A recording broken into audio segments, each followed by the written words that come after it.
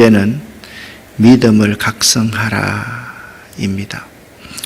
여러분과 제가 하나님의 말씀 마태복음 26장 69절부터 75절까지의 말씀을 함께 합독하겠습니다. 베드로가 바깥들에 앉았더니 한 여종이 나와 이르되 너도 갈릴리 사람 예수와 함께 있었도다 하거늘 베드로가 모든 사람 앞에서 부인하여 이르되 나는 네가 무슨 말을 하는지 알지 못하겠노라 하며 앞문까지 나아가니 다른 여종이 그를 보고 거기 있는 사람들에게 말하되 이 사람은 나사렛 예수와 함께 있었도다 하며 베드로가 맹세하고 또 부인하여 이르되 나는 그 사람을 알지 못하노라 하더라. 조금 후에 곁에 있던 사람들이 나와 베드로에게 이르되 너도 진실로 그 도당이라 내 말소리가 너를 포명한다 하거늘 그가 저주하며 맹세하여 이르되 나는 그 사람을 알지 못하노라 하니 곧 닭이 울더라. 이에 베드로가 예수의 말씀에 닭 울기 전에 네가 3번 나를 부인하리라 하심이 생각나서 밖에 나가서 심히 통곡하니라. 아멘. 사순절이란 제2수요일부터 성토요일까지 주일을 제외하고 날수를 세면 40일이 되기 때문에 부활절 이전에 40일을 지킵니다. 제의 수요일이라는 말은 어떤 말인가 하면 사순절 시작인 제의 수요일에 이마에 재를 바르는 의식입니다.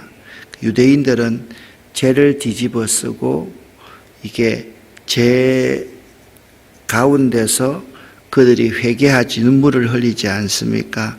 죄는 사람들이 용서를 구하거나 자신들의 죄를 설포할 때 사용했습니다.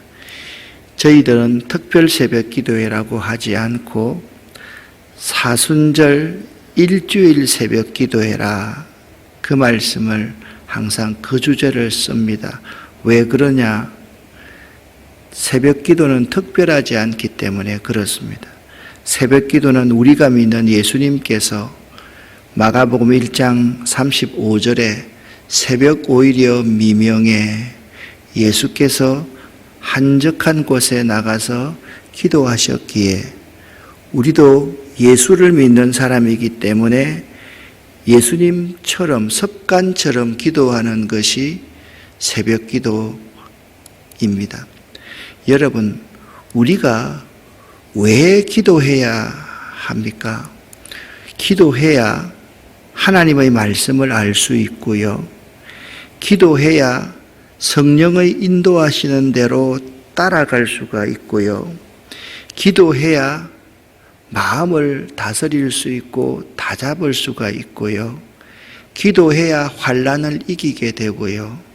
기도해야 주저앉아 있는 자리에서 일어설 수 있고요. 기도해야지 평안을 덧입을 수 있고요. 기도해야 사랑할 수 있기 때문에 기도하는 겁니다. 거듭 말씀을 드리지만 이번 일주일 기간 동안은 우리의 신앙을 각성할 수 있어야만 하겠습니다. 각성이라는 뭐냐 하면 어떤 잘못된 사실 등을 깨달아서 아는 것을 각성이라 그렇게 말을 합니다. 우리가 신앙생활을 할 때 있잖아요. 잘못 믿을 수가 있습니다. 여러분이 성령 안에서 성령으로 충만하지 않으면요, 잘못 믿게 될 수밖에 없는데 그때는 하나님보다 말씀보다 사람이 보여요.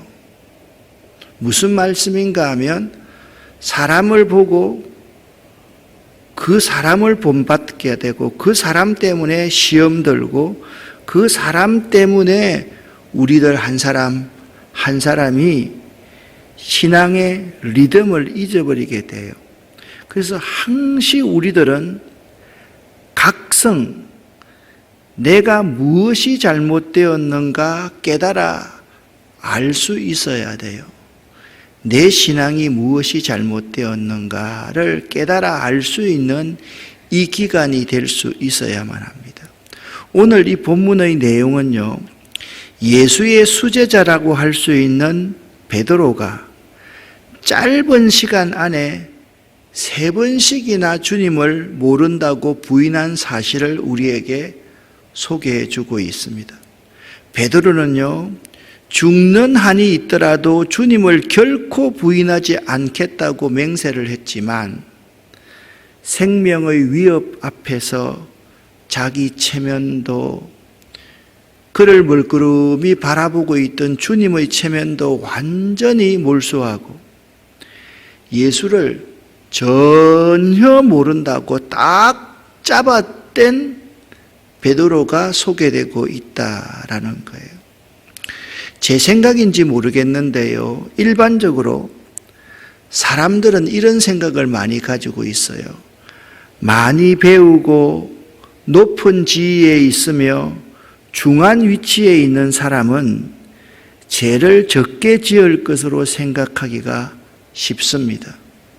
좋은 대학에 나온 사람, 유명한 사람들이 죄를 지으면 저 사람도 죄를 짓나? 라고 사람들은 생각하기가 쉽고요. 또 사람들은요, 할렘가에 있는 좀 못 배운 사람들, 옷을 아무렇게나 입고 다니는 그런 사람들, 낮은 위치에 있는 사람들은 죄를 지을 것 같은 생각을 가지고 있는 사람들이 굉장히 많아요. 여러분, 그렇지 않습니까? 그러나 그렇지 않습니다. 낮은 위치에 있는 사람은요, 생활형 범죄의 가능성이 많지만 빵 한 조각 얻어먹기 위해서 빵 한 조각 훔치는 죄가 많지만 그 사람들, 많이 배우고 높은 지위에 있으며 중한 위치에 있는 사람들은요, 더 중한 죄를 저지르곤 합니다. 오늘 예수님의 수제자라고 한다면 베드로는 이런 죄는 범하지 말았어야만 한다라는 생각이 듭니다. 이 작품은요, 베드로의 눈물이란 작품입니다. 작가 엘 크레코라는 사람인데요, 스페인이 낳은 화가입니다. 원래는 그리스 사람이었는데 일찍부터 미켈란젤로의 영향을 받아서 로마에서 수학한 후에 나중에는 톨레도에 정착하면서 스페인의 대표적인 화가가 되었던 사람입니다. 그의 그림은요, 대부분 종교화와 초상화가 대부분이었습니다.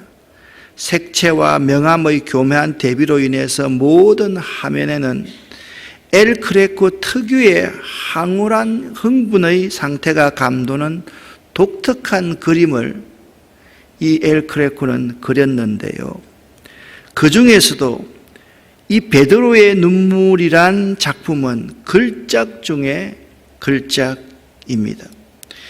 일반적으로 이 그림을 보면 왼쪽 그림을 참 많이 보기 시작하는데요, 오른쪽 그림을 잘 보아야만 합니다.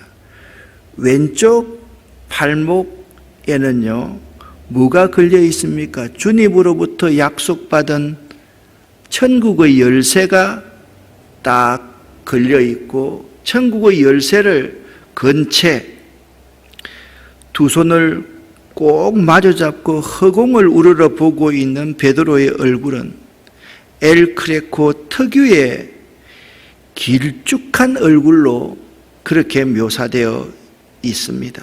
흰 머리칼과 얼굴 가득한 턱수염, 완강한 근육을 가진 어부 출신의 베드로는 알 수 없는 허공의 한 점을 우러러보고 있는데 그 눈에는 눈물이 가득 고여 있습니다. 실제로 베드로는 주님이 성천하신 후에 매일 새벽 첫 닭의 울음소리와 함께 일어나 기도를 하고 몹시 통곡하며 울었다고 합니다. 항상 베드로는요, 수건 한 장을 가슴에 넣고 다니며 주님을 모른다고 3번씩이나 부인한 일을 생각할 때마다 뉘우치면서 크게 통곡하며 울었다고 합니다. 너무 많이 울었으므로 베드로의 얼굴은 눈물에 젖어서 항상 짓눌러 있었다라고 합니다. 여러분 자세히 한번 보십시오. 눈에서부터 콧물에 있는, 코가 있는, 콧물이 흘러나오는 그 부분이 짓물러 있다라는 그러한 느낌이 드는 그림입니다. 오늘 성경의 본문을 4부분으로 나누어 볼 수가 있겠습니다. 쉽게 정리를 했습니다. 주님을 모른다고 부인하는 첫 번째 부인이 69절, 70절에 나와 있습니다. 71절과 72절은 두 번째 부인하는 베드로가 나와 있습니다. 73절과 74절은 세 번째 부인하는 베드로가 나와 있습니다. 그리고 75절은 베드로의 통곡의 눈물 회개가 나와 있습니다. 한번 첫 번째 부인하는 장면을 여러분과 제가 읽어보겠습니다. 베드로가 대제사장 공간 마당의 바깥쪽에 앉아 있었습니다. 그때 어떤 여자 하인이 와서 말했습니다. 당신도 갈릴리 사람 예수와 함께 있었지요? 그러자 베드로는 당신이 무슨 말을 하는지 모르겠소 라며 모든 사람들 앞에서 그렇지 않다고 말했습니다. 그때 어떤 여자 하인이 당신도 갈릴리 사람 예수와 함께 있었지요? 라고 할 때 무슨 말 하는 거요? 뭔 뚱딴지 같은 소리 하고 그러시오. 두 번째 71절 72절을 읽어. 아이고 죄송합니다.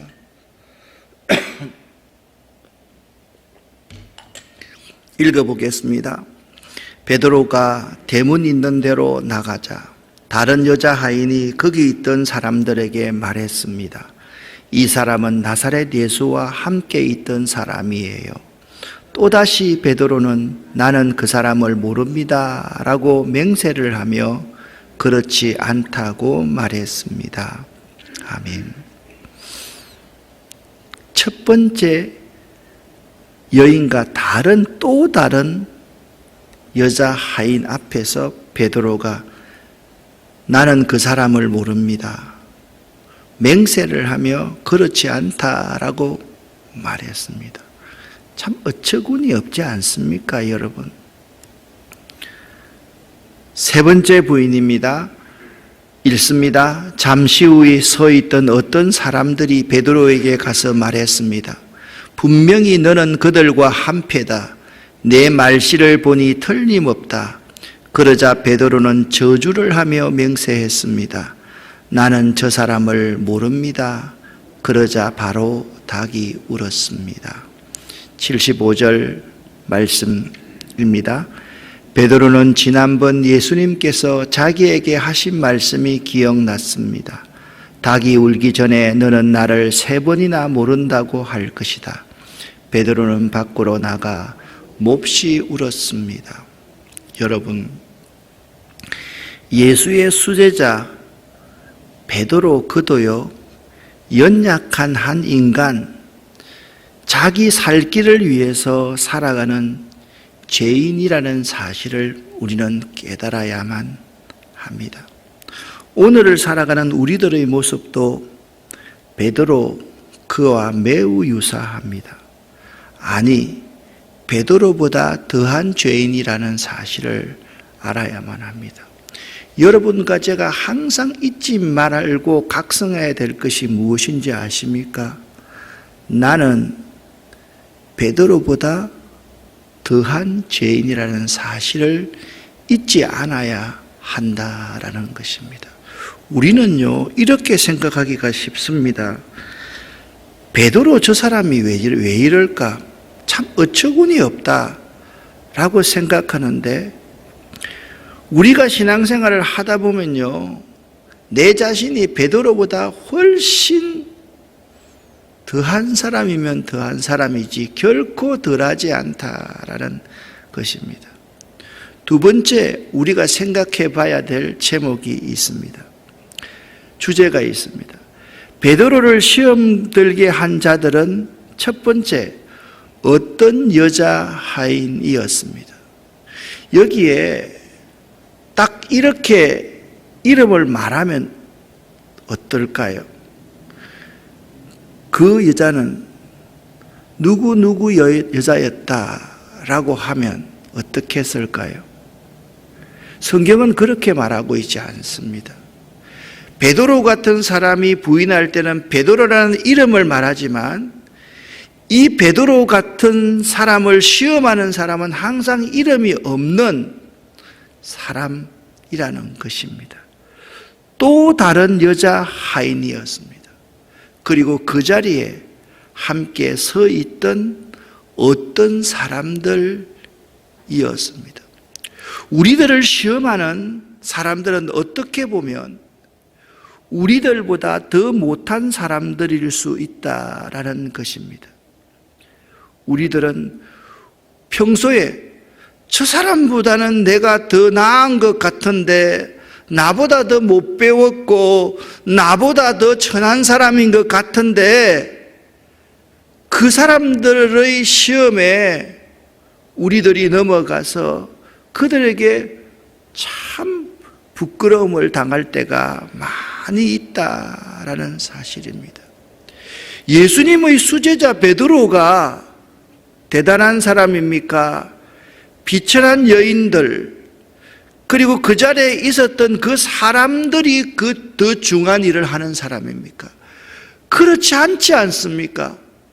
베드로는 당연히 그들의 시험에 이겨야만 하는 사람이었습니다. 그런데요, 그들 앞에서 무너지는데 정말 형편없이 무너집니다. 나 그 사람 몰라요. 뚱땅지 같은 소리 하지 마세요. 내가 맹세해요. 내가 이거 하면요 저주를 받지요. 이렇게 말하면서 그 시험에 넘어가 버리는 자가 우리들이라는 거예요. 세 번째, 생각해 봐야 될 주제가 있습니다. 베드로의 부인은요, 우리 주님 예수님의 예언의 말씀의 성취였다라는 것입니다. 그러므로 우리들은요, 말씀보다, 성령보다, 주님보다 앞서가서는 안 됩니다. 앞서가서는 안 됩니다. 우리들의 단점이 뭔지 아세요? 자기의 종교적인 신념, 자기의 확신을 말씀보다 앞서서 드러낸다라는 것입니다. 그게 우리들의 교반입니다. 주님, 내가 목을 걸고 내가 부인할 사람 같습니까? 저를 한번 보십시오. 평소에 저 모습을 보십시오. 저는 그럴 사람이 아닙니다. 참 부끄러운 것은 참으로 우리들이 죄인이라는 것을 보여주는 것이 자신의 종교적인 신념과 확신을 우리들이 너무너무 절대화시키고 있다는 거예요. 내가 믿는 신앙, 그것이 주님보다, 주님의 말씀보다, 예언의 말씀보다 앞설 때가 많이 있다라는 사실입니다. 우리는 이 베드로를 오늘 이 새벽에 묵상해 볼 수 있었으면 좋겠습니다. 친구의 고백이라는 찬송이 있습니다. 아름다웠던 지난 추억들, 사랑했었던 많은 친구들, 멀고도 험한 고난의 길을 나 이제 말없이 주님을 위하여 떠나야지. 새벽 다굴 때 난 괴로웠어. 풍랑이 일면 난 무서웠어. 하지만 이제 두렵지 않아. 이 세상 끝까지 주님을 위하여 죽을 텐데. 수없이 많은 사람들 위해 당신이 바친 고귀한 희생, 영원히 당신과 함께 있고파.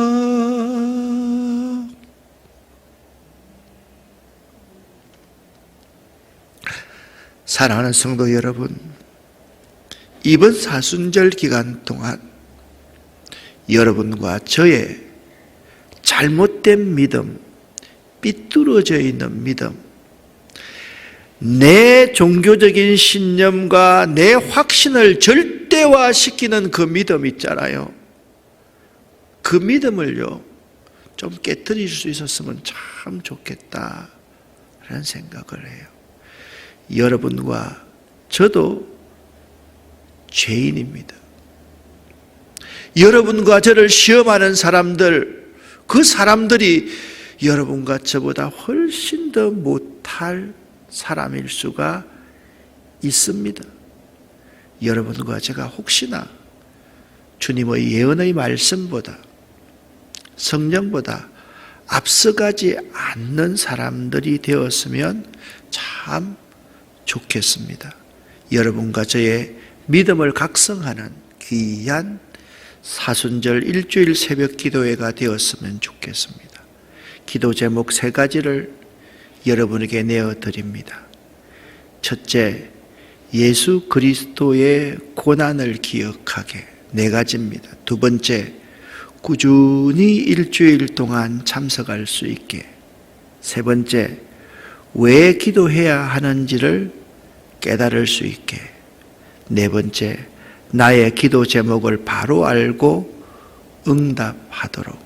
사랑하는 여러분, 기도해야 하나님 마음을 알 수 있고요, 기도해야 성령의 인도하시는 대로 따라갈 수가 있고요, 기도해야 마음을 다스릴 수가 있고요, 기도해야 환난을 이길 수가 있고요, 기도해야 주저앉아 있는 자가 일어설 수 있고요, 기도해야 평안을 덧입을 수가 있고요, 기도해야 내가 이해되지 않는 사람, 도무지 용납되지 않는 그 사람조차 사랑할 수 있는 것이 기도이다. 꼭 기억할 수 있기를 예수 이름으로 간절히 축원합니다. 기도하겠습니다. 주여 믿습니다. 주여 믿습니다. 주여 믿습니다. 3번 분명히 고백하고 기도하고 돌아가겠습니다. 주여 믿습니다.